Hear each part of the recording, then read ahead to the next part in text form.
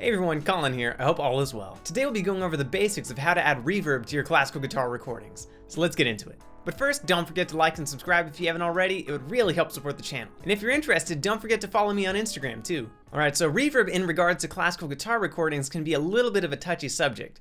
And a lot of people have varying opinions and different tastes when it comes to adding reverb. Some people like their tracks a little more on the dry side, meaning they don't really have too much reverb, so they sound a little bit more intimate. Whereas some people like a very wet sound, meaning it sounds more or less like your guitar is playing in a really reverberant church or a cathedral or something like that. For me, I like something in between. Most of my recordings are done here in my home studio, but when I record on location, I generally try to mic it to where it's not super reverberant. To me, it just sounds kind of distracting, and if you're playing a piece of music that's very fast or intricate, a lot of times those inner lines can get lost and drown out in the amount of reverb. However, in today's video, I'm going to show you how to achieve this using a reverb plugin and not so much recording on location. So before I jump into my session, I want to explain the two main types of reverb plugins that you'll encounter. One is just kind of the stock reverb that you find in most DAWs, and they work fine, but they do have a little bit of a different sound than the one I'm going to use in the tutorial.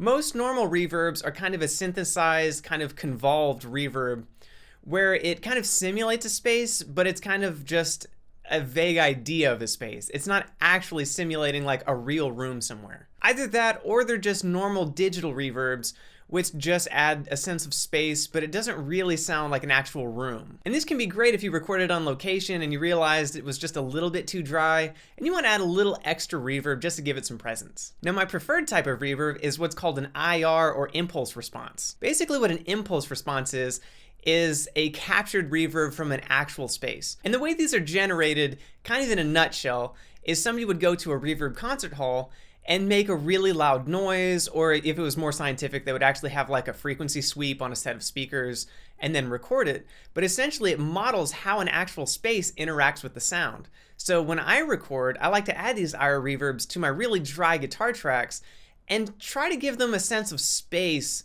that actually sounds like they're recorded in a real room, not so much like just kind of random digital reverb that kind of just sounds like an annoying echo or something. And I find that gives it much more depth and character to the sound. But again, it's just completely personal taste. So let's jump into a session and I'll show you what I mean. All right, so I'm in Studio One and I have a track pulled up. This is from BWV 995 and it's the Prelude. And I'm going to play it first completely dry, then I'm going to add some reverb, and then I'm going to go through a few different types of reverb so you can kind of hear the differences. So completely dry.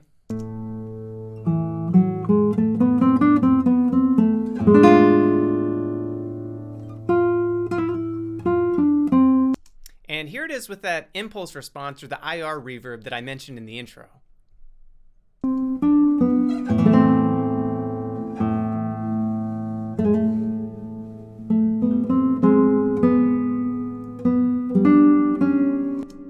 So you can see it almost gives a realistic impression of the space. This particular one is taken from Trinity Church. And my preferred plugin, you can use really anything that loads IRs, but I use IR1 from Waves, just because it came with a really nice kind of pack of IRs and I didn't have to go hunting.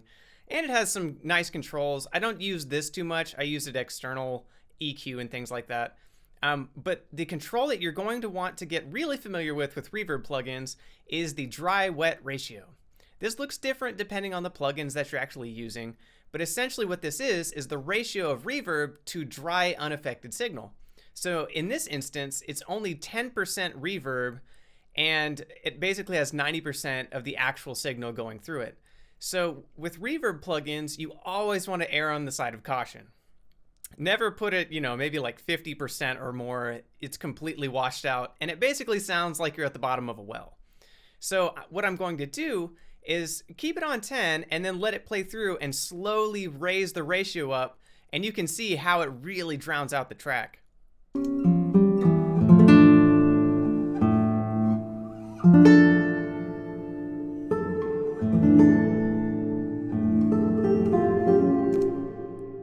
At that point, you can barely hear there's a guitar being played at all. It's like you're sitting in the back of a cathedral or something like that.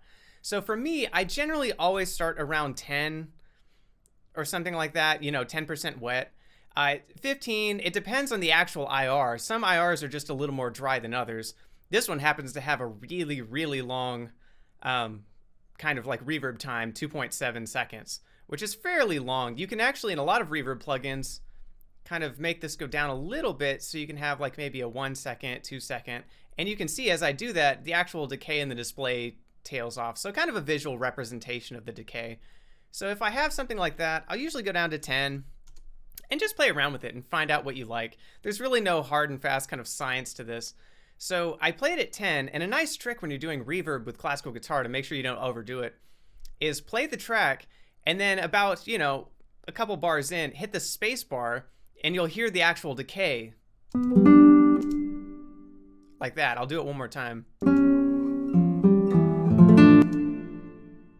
And you can see exactly how long the note's decaying, and that can give you a good indication of if you have too much reverb or not. If I push this up to 50, kind of 50% wet,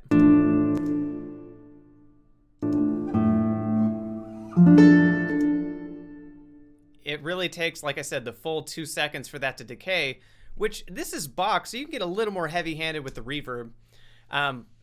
But still, if you're playing something fast, like if you're going to do an allegro movement, that decay can actually cut into the actual notes you're playing, and it can sound really, really muddy. So be really careful with that.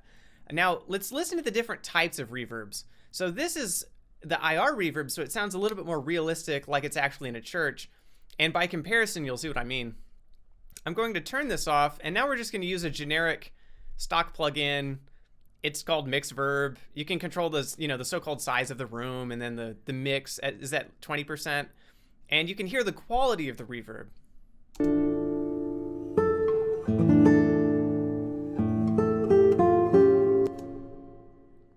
Okay, so in that example, you can hear it. It sounds close, like it's in a room, but it doesn't really have a lot of character. It kind of just sounds a little generic and almost a little artificial. Now, if I was mixing like a rock band or something and just wanted like, you know, some verb on the drums, it's pretty much fine if you're mixing it with other instruments. But this is classical guitar, where reverb is essentially acting almost like the other half of the instrument. Where you play the guitar affects how you play, it affects the style of music, and it adds so much to the performance. So having a bad reverb can really adversely affect your recordings. Now let's use another one, which is a plate reverb, which is again something I would use on like a rock vocal or rock guitar or something, but for classical guitar it can sound really artificial.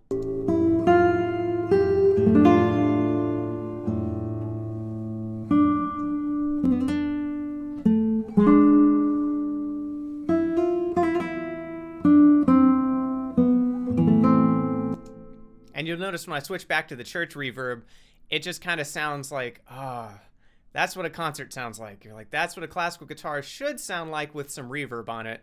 Not so much kind of stock reverbs. And stock reverbs are fine. In moderation, they'll sound good. But as you get, more experience in recording and things, loading IRs is just a nice way to kind of make your home studio sound like it has a little bit of depth and some character to it. Now, the last thing that I do is after I add my reverb and I've adjusted the kind of dry-wet ratio, in this case about 10, something like that, what I do from there is just kind of simply add an EQ at the end, which is essentially I'm cutting off some of the low end. This is either called a high pass or a low cut filter, depending on your EQ, because these reverb plugins sometimes add a ridiculous amount of low end, which when played back through speakers that reproduce like sub frequencies and things like that, can sound really low, ringy, and kind of annoying.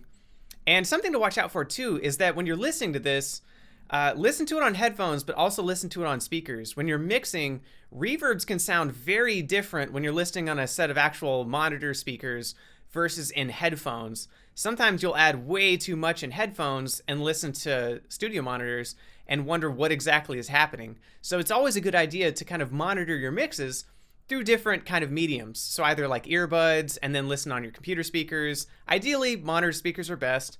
But if that's all you have, that's fine too. Just kind of check it against different things. But I hope this helps. If you have any questions, comments, or topics you want me to cover in future videos like this one, please leave them in the comments down below. I'll see you guys in the next video.